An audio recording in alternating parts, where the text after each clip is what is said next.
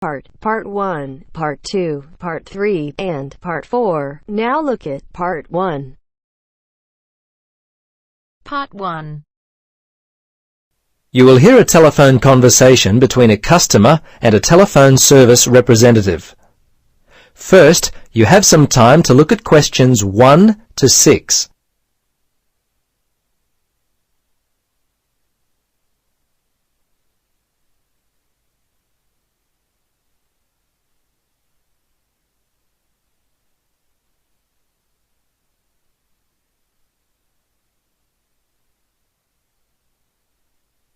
Now, listen carefully and answer questions 1 to 6. Hello, Cheap Calls Unlimited. This is Adam O'Shaughnessy. How can I help you? Yes, I heard something on the TV the other day about cheap local and national calls. Do you have a new offer available at the moment? That's right. You would have heard about our special no-limit offer. Oh, how does it work? How can I save? Well, do you make many calls outside your local area? Well, yes, as a matter of fact, I do. I often call my mother-in-law in Sydney, and sometimes I call Perth and Melbourne. We've got family there. Okay, where would you be calling from? Brisbane. Right, this would be perfect for you. How it works is you tell us which city you call the most, and we'll set up a special offer for 3 cents per minute, no matter what time of the day you call. But it gets better. We also offer 10-cent local calls. No other telephone carrier can offer you such a cheap plan. Wow, that is cheaper than what I currently pay. But what about international calls? I often call America. What are your rates to the States? Our rates to the USA are also competitive. You can call America for 6 cents per minute. This also includes a connection fee of 15 cents. That's competitive, all right. So, how do I sign up? Well, we can do it right here over the phone if you like. Or I can send you out an application form. Or I can email the details with a form attached. Which would you prefer? Well, how long will it take over the phone? Oh, just a matter of 4 or 5 minutes. Okay, let's do it now. Right then. First off, I need your name and address. Okay, my name is Mandy Silverstone. That's Silverstone. My address is 16 Hazelwood Street. That's Hazlewood Street, Belmont, 4173. Good. Now what about your telephone number, date of birth, and do you have an email address? Yes.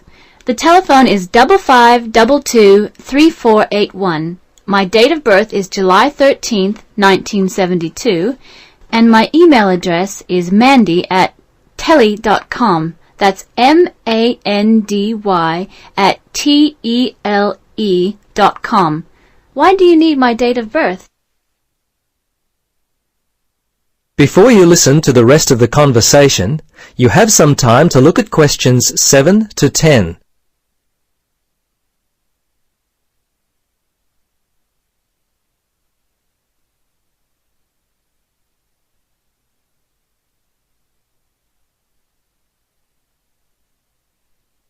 Now, listen carefully and answer questions 7 to 10. Right, okay. Yes, we'll request your date of birth for security reasons. We'll ask you this each time you call us to request information about your account. Not for making a payment, but, if you wish to change any of your details or change your plan, those kind of things. Okay, I understand. Okay, right. Well, we're finished. Do you have any other questions at all? Yes. When does this new service actually start? Yes, I'm going to send the information to our sales department. They'll process it today and your new service will be ready tomorrow. By next month, you'll really start to experience the savings. Fantastic. Okay, well, that's all I wanted to know. Oh, when will I receive the bill? That'll be 1 month from the day you signed up. It'll be sent on the same day every month thereafter, unless you request a change. We can send them every 2 or 3 months if you prefer.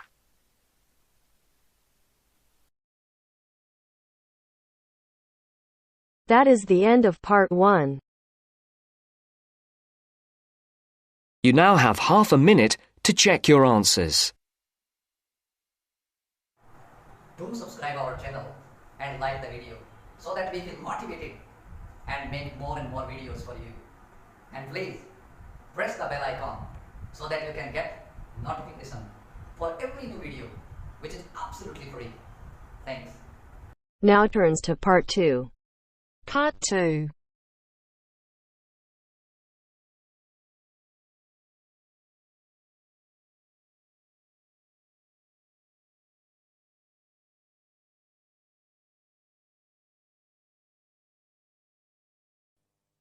You will hear part of an interview between Dr. Hilsden, a member of staff on a fashion design course, and a student, Julia, who is applying to do the course. First, look at questions 11 to 13.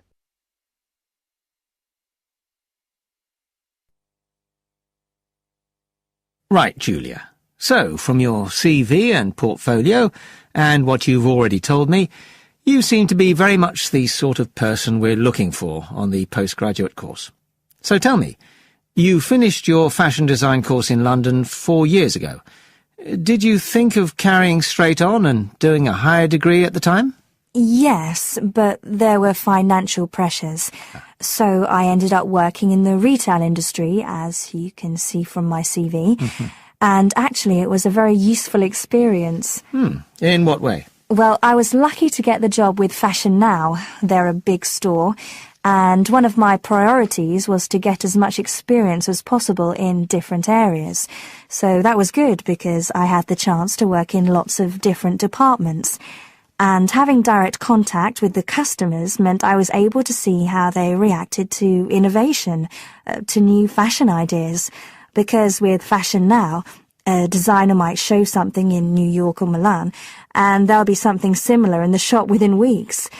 So that was probably the most useful thing for me.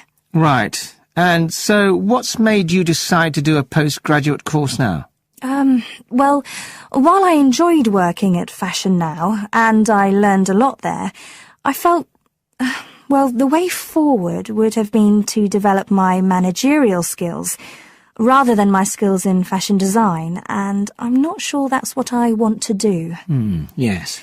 When I was doing my degree in London, I'd been interested in women's wear, but I know that there's been a lot of work done in areas like new fabric construction, and though I'm not intending to go too deeply into the technology, I'd be very interested in looking at how new fabrics could be used in children's wear, so I'd like the chance to pursue that line. Yes, good. And are you at all concerned about what it's going to be like coming back into an academic context after being away from it for several years?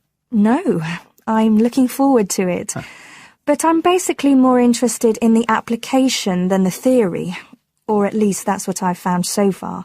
And I'm hoping the course will give me the contacts and skills I need eventually to set up my own enterprise. I'm particularly interested by the overseas links that the department has. Yes, many of our students look overseas or to international companies for sponsorship of their projects. Before the talk continues, look at questions 14 to 20.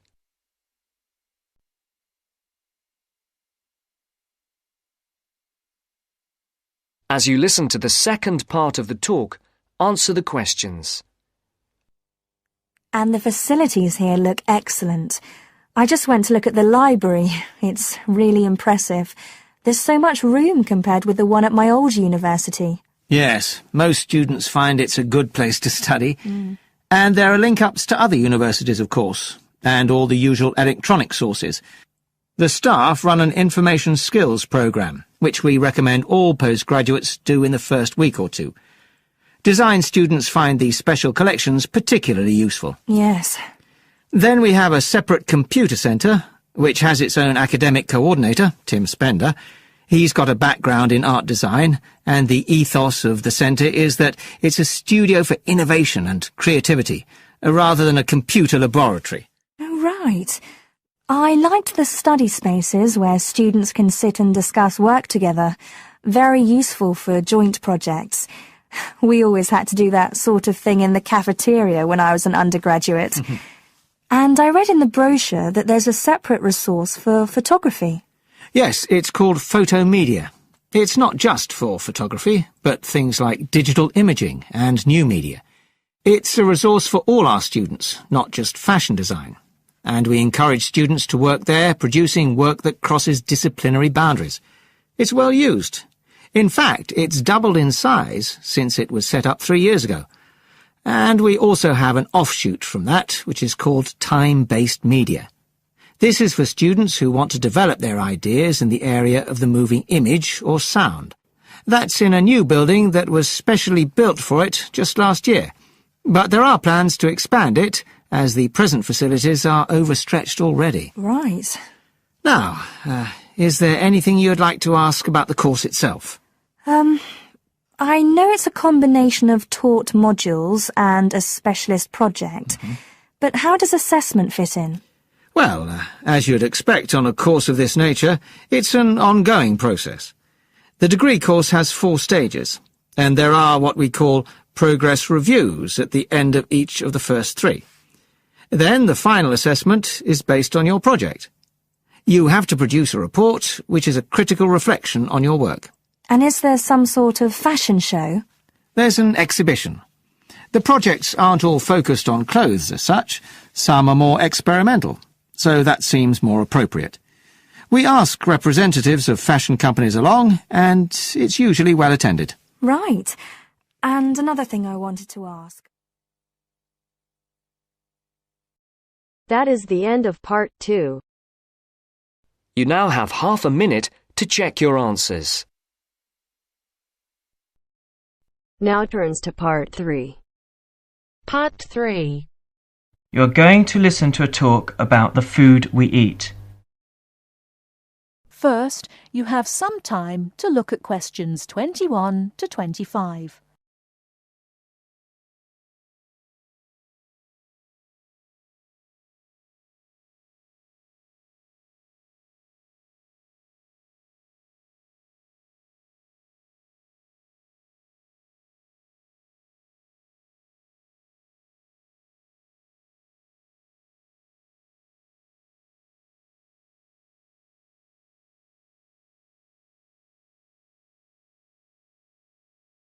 Now, listen carefully and answer questions 21 to 25. Welcome to The Food We Eat, sponsored by Safeway. Increasingly, we know more about the effects of our eating habits and lifestyles on our health. While new information can change old ideas, the news stories can often be confusing. At Safeway, we try to help customers not only in the range and types of food offered, but also by providing up-to-date, reliable information in areas we know are of interest and which relate to the diet we eat. Today, we are going to talk about sugar. Recently, doctors have been advising us to eat less sugar. The health recommendation to use less sugar is for 2 reasons. Firstly, for the sake of our teeth, since the amount and frequency of sugar consumption links to decay.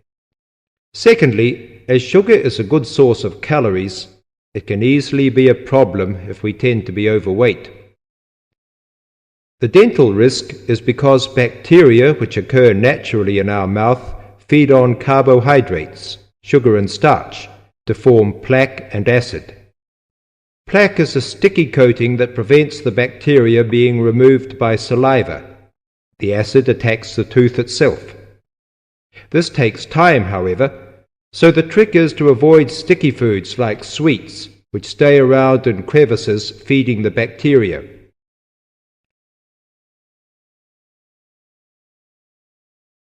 Before you hear the rest of the talk, you have some time to look at questions 26 to 30.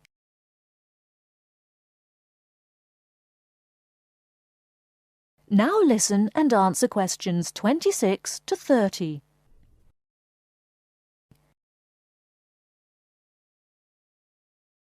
Regular brushing, preferably with a fluoride toothpaste, helps remove particles and resist acid. The worst thing you can do is nibble sweet things between meals.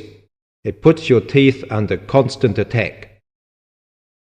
A sweet tooth develops gradually. And you might be surprised at how you can steadily unlearn the taste, taking in fewer calories and saving your teeth.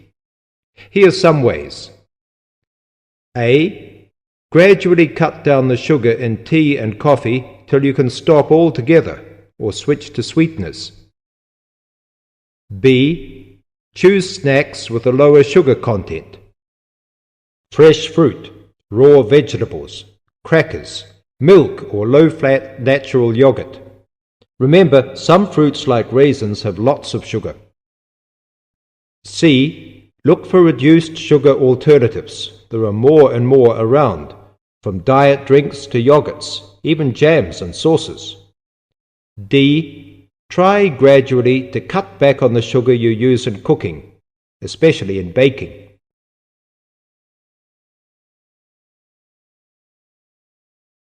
That is the end of part 3. You now have half a minute to check your answers.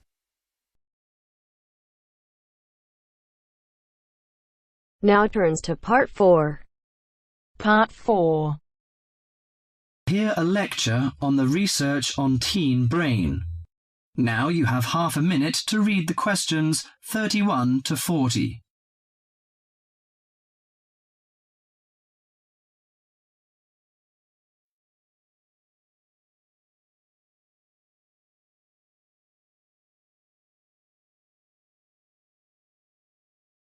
Now listen to the lecture and answer questions 31 to 40. Today our guest is Joseph Parks, Medical Director for the Botany Department of Mental Health. He's going to give a lecture about the research on teenage brain.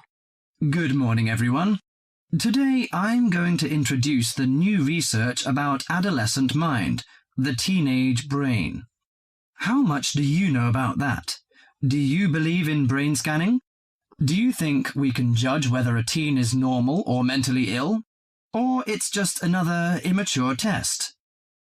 The new research shows a teen brain is in the middle of disordered changes. Those changes, scientists now believe, are so significant that they may reveal the mysteries of mental illness, explaining why some teens commit suicide, why others harm their classmates, and why some emerge later in life with mental disorders. The research looks forward to a day when teens could be tested for suicidal depression as easily as they are for heart disease. But there are signs that society and parents in particular would reject such a tool.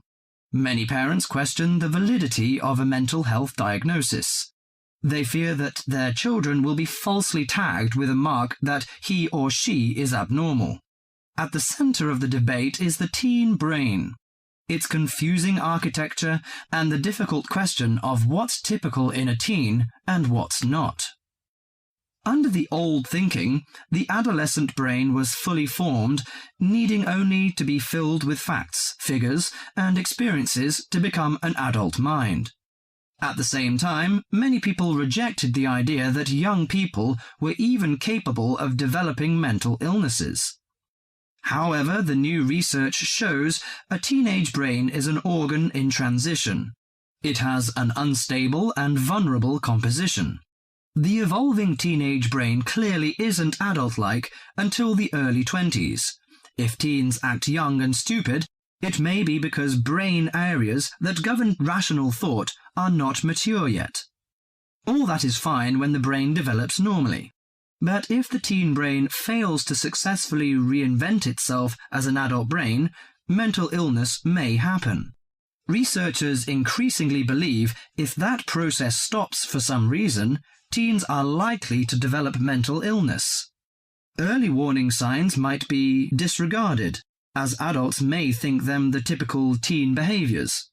Perhaps the chief hope of the new research is that it could make a difference for teenagers suffering from mental disorder and major depression. These can lead to suicide, which for years has been the leading cause of death for teens. Until recently, scientists couldn't peer into living brains to look for changes associated with normal development or mental diseases. That is beginning to change as researchers develop ever more sensitive brain scanners. However, the composite pictures are somewhat misleading. A snapshot of an individual brain may fall somewhere between normal and mentally ill. For now, psychiatrists and psychologists must still rely on interviews and observations of children's behavior to diagnose mental illness.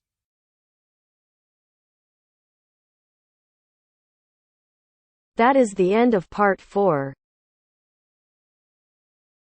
You now have half a minute to check your answers.